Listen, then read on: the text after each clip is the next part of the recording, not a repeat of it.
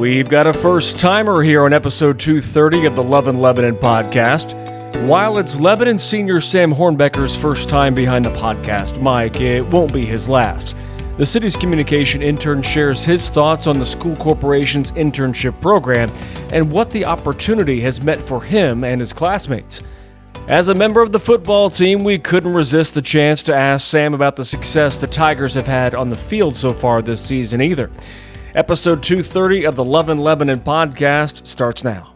Welcome to the Love in Lebanon podcast, highlighting all the great things happening in Lebanon, Indiana. Have an idea for an episode? Send an email to loveinlebanon@lebanon.in.gov. Hey everybody, welcome to episode 230 episodes of our Love in Lebanon podcast. Joe LePage here. I'm the City of Lebanon Communications and Community Development Director. We've got our next chapter of our interns with Lebanon High School. Sam Hornbecker joins us. He's our communications intern extraordinaire. Sam, thanks for being here on this podcast. Yeah, of course. No problem. And you were ripper and ready to go. I kind of threw it out there as you're editing a different project that you're doing, and you're like, why wait? Let's do that. Yeah, let's do it. I was excited. I mean, I've never been on a podcast before, so I figured may as well start. May as well try. And I love like your can-do attitude, and you just ran after it, and you said, I like to talk, so might as well do a podcast, right? We just got done. Everybody, if you go to any of the Lebanon high school football games, and man, they are on a hot streak right now. That we're recording this fresh off the victory over the McCutcheon Mavericks and homecoming, and you just watch kind of the recap video. You will see Sam on the offensive line there, left guard, right? You got it. Yeah. Yep. What's the season been like so far for you as a senior and being on a win streak like you are right now? Man, it's been awesome. We have a whole new coaching staff this year, so I mean, pretty much all revamped. I think we have maybe one or two returners. Coach Yoder was promoted from defensive coordinator to head coach, and he's just been amazing. I mean, the new values he's instilled in us and his new program and all his new coaches. Coach Stanball has been great, offensive coordinator. Coach DeBard coming back has been awesome. It's nice to have him back, and then new offensive line coaches that work with me, Ortega, Snow, they're awesome. We've just had a great year so far. Our offense is humming, our defense is doing great. It's been the most enjoyable year for football for me in high school by far. And what was that like from your junior to senior year to have some turnover? Coach Smock decides to go in a different direction, and you mentioned the moving on up and then kind of the shuffling of the deck chairs with coaches. What was that like to kind of, as you're going into your senior year, were you a little bit worried or a little bit uneasy not knowing some of those guys coming in? It's a little different because when you have Yoder, who I just met last year, moving up to head coach like that, it was a little bit, it shook me a little bit. I was kind of surprised because, Smock's been the head coach since I was in middle school and elementary even. And when he moved up, it was like, what do I expect? But I mean, from the first day of winter workouts, it was just I knew this guy Yoder was going to be a great head coach. I just knew he had the voice, he had what he wanted to do. He brought in the coaches, and you knew exactly right then that he was going to be a great head coach, and we were going to do special things this year. Yeah, and so it's no surprise that you guys are on a win streak like you have been, and it seems like the goals that you guys have and you're setting for yourself even before the season started and even probably right now are pretty high because you guys are good offensively, defensively, got a pretty good squad. Yeah, man. The goals, I mean, Yoder instilled in us from day one. He said, "The goal is a state championship," and we have a pastor that comes in and talks on Thursdays, and he talks about climbing the mountain. He goes, "We're at base camp 2 right now. We're getting there, but we're nowhere close." And it's really good to have a coach that sets those goals and goes, "We can do this. I know we can, and here's how we're going to do it," and lays it out in front of you like that. It's amazing. It's something I've never experienced before. And you mentioned that you remember Coach Smock back when you were in elementary school, middle school. Is that when the love of football, this game that you've been playing, that all start then? I would say just later in life. I would say it started in elementary school, really. When I first started playing LYFL down at the Abner Longley, and I started really watching football, that's when I really started to love it. We've got the Colts, and then fantasy football is a huge part of me and my friend group. We take it very seriously. We have a great time. But just that, I was always around it. It was either college, it was NFL, or it was we're playing on Saturday. And that just grew me into this love that I didn't have for the other sports, because there was always something going on, right? There was, there's always events. It was centered around football, a lot of it. And I mean, maybe that was my choice, but I felt like it was more fate that I fell into this game that I love. Yeah, and you guys are doing great with it, and you are as well, holding your own there on the left side.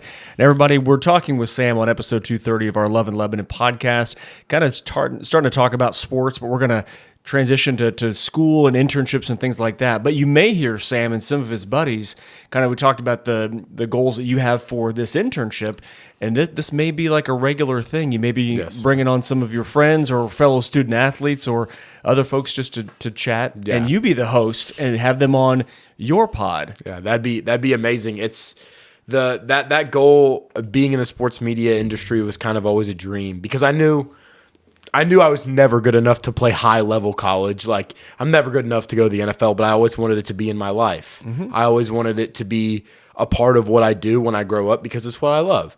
And I feel like if you don't do what you love, then I don't know how I get through the day every day.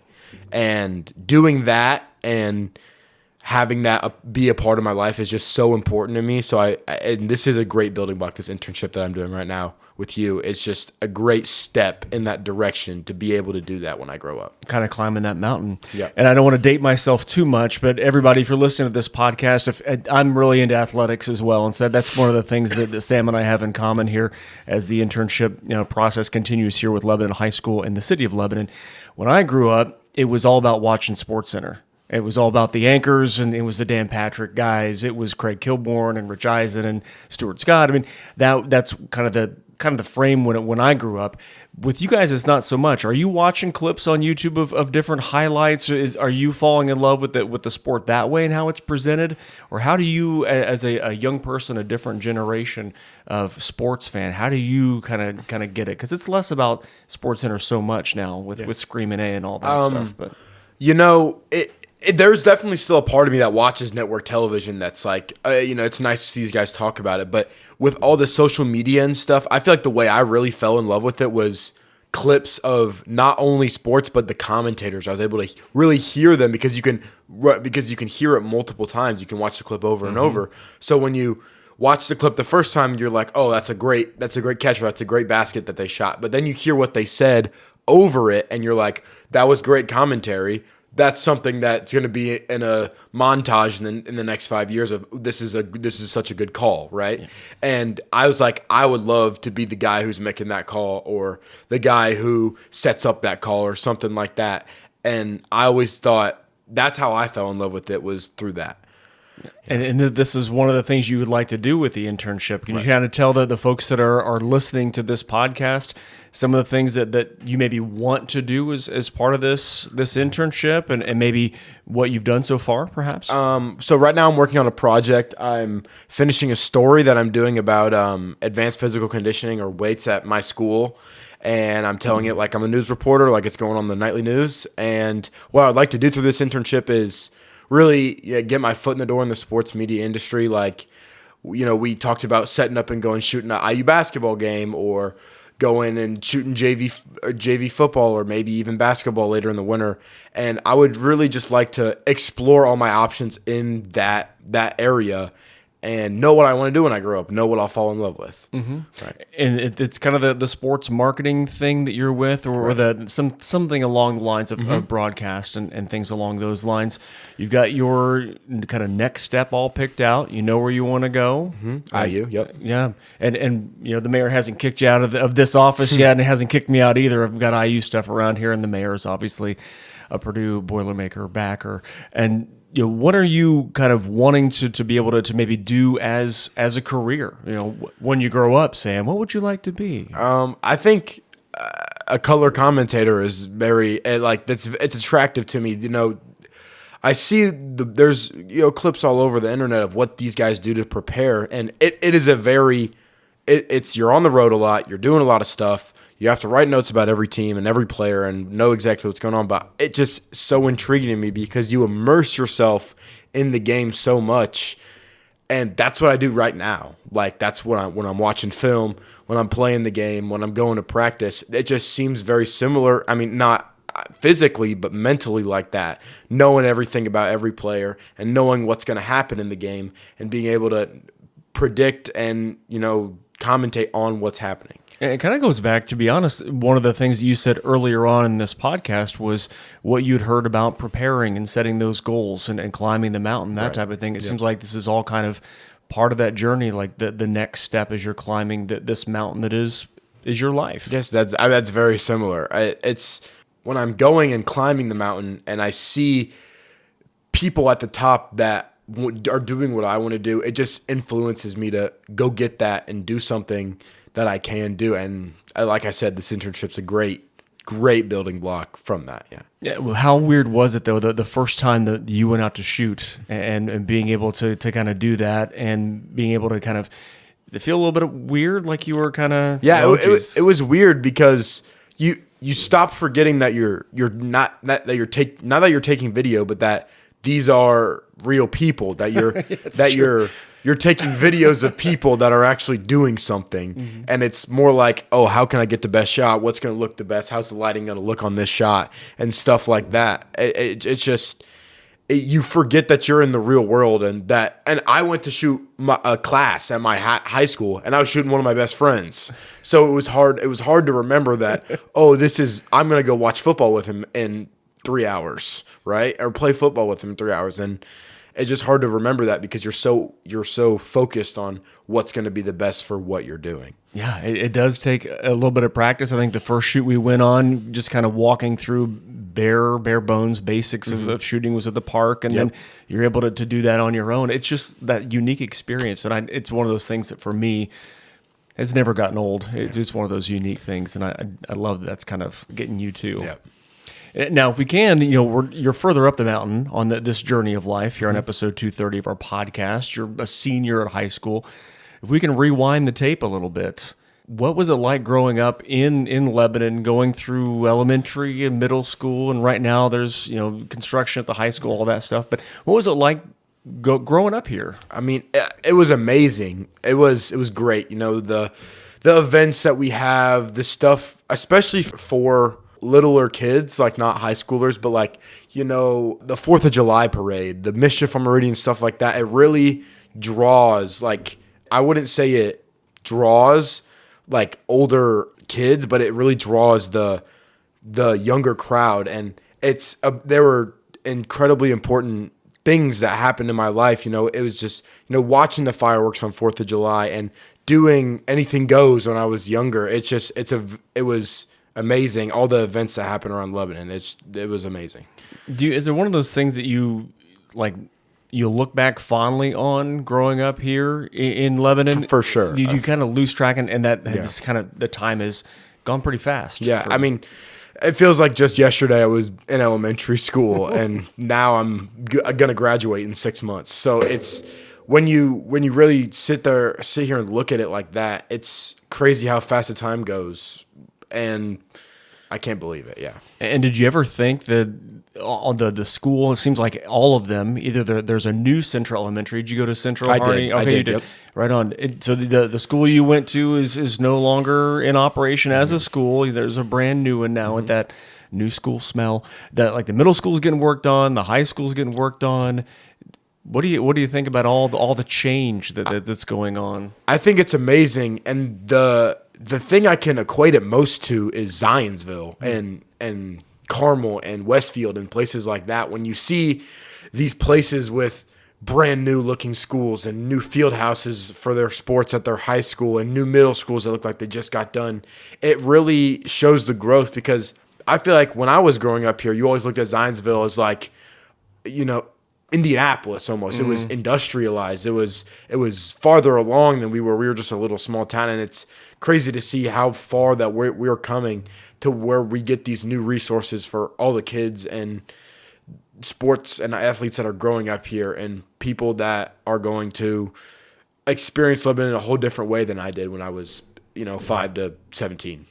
And it's one of those things, you look at the pretty pictures of how things will look with elementary school and middle school and high school obviously in mind, how that change is going to be different. That the high school itself is going to kind of take on kind of a college campus. And if you've driven by or gone in, we had the chance to go into the cafeteria area of the middle school, everybody, and it was just amazing to see like the transformation that had taken place, even right now as the construction still continues. That just that whole look and feel is going to be the same, but still quite a bit different.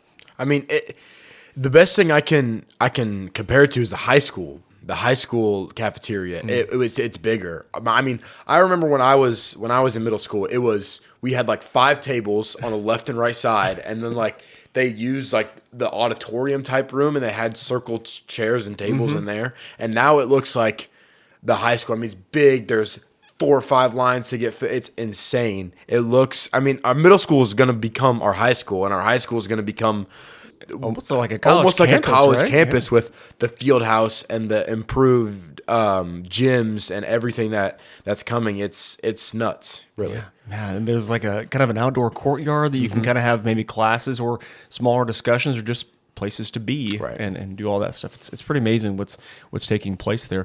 One of the changes I'd like to get your opinion on, since you're living it right now, quite literally, as we're sitting around this small circular table, is the internship program within the high school.